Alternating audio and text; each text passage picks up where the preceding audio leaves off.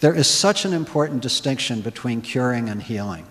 Curing is what a physician seeks to offer you. Healing comes from within us. It's what we bring to the table. And healing can be described as the physical, the emotional, the mental, and the spiritual process of becoming whole. So healing not only takes place when you're doing well with cancer, even if you're losing ground physically, there's extraordinary emotional, mental, and spiritual healing that can go on. And so, you can take each of these areas. The physical part, when we think about complementary therapies, our minds often go very rapidly to nutrition and supplements. But there are many other levels of it. There's yoga, there's Tai Chi, there's Qigong, there's physical exercise. Julia Rowland, the wonderful head of the Office of Cancer Survivorship at the National Cancer Institute, suggests that the data on the role of physical exercise, both in the prevention of cancer and also in dealing well with cancer, is very, very important. So the physical dimensions are not simply about nutrition, but about all the different ways that we can strengthen and energize our bodies. And then there are the feelings. I think it's one of the most toxic New Age ideas that we should all, quote, keep a positive attitude when we have cancer, Yeah. What a crazy, crazy idea that is. It is much healthier, much more healing to allow yourself to feel whatever it is that's coming up in you and allow yourself to express it and allow yourself to work with the anxiety, the depression, the grief. Because underneath those, if you allow them to come up and express themselves, then you can find the truly positive way of living in relationship to all your feelings. So I just think that's such an important thing.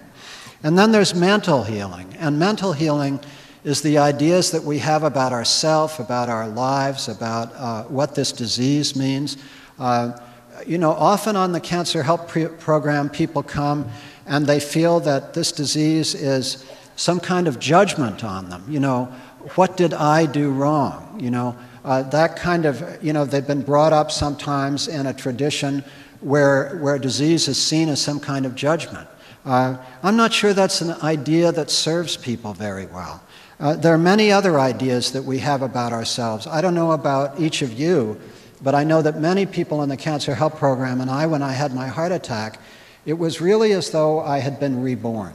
Even though I had been working with people with cancer for 18 years, even though I had watched the rebirth of many other people, when it was my heart attack, there was this profound rebirth experience. My wife, Cheryl Patton, who's here with me, my partner and closest friend and colleague in the work, she says that I spent the first 3 months after my heart attack just rearranging rocks in our garden. And it was that sense that the whole world seemed new to me. I was inventing my life over again. And so there is the opportunity that comes with cancer to ask ourselves how we want to reinvent our lives. And that reinvention of our lives can be one of the most powerful healing things that we can do. So there's the physical dimension of healing, there's the emotional dimension of healing, there's the mental dimension of healing. And finally, for some of us, there's what we'd call the spiritual dimension of healing. But I want to emphasize, I want to speak just as much to the people in this audience for whom the language of spirituality is not useful as the people for whom it is useful.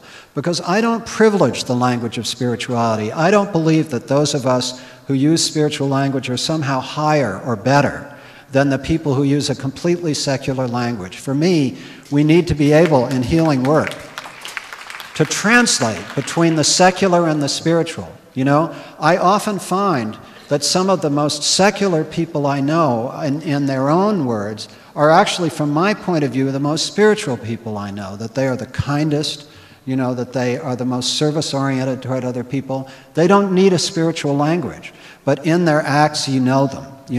You can tell by watching them that they live in the spirit, whatever they call it. So to me, healing is the most fundamental aspect of what we do. And this healing work, which is really the continuous rediscovery of what it means to be alive at this point in our lives, this healing work spills over and guides us in conventional therapies and complementary therapies, in pain and suffering, and in death and dying.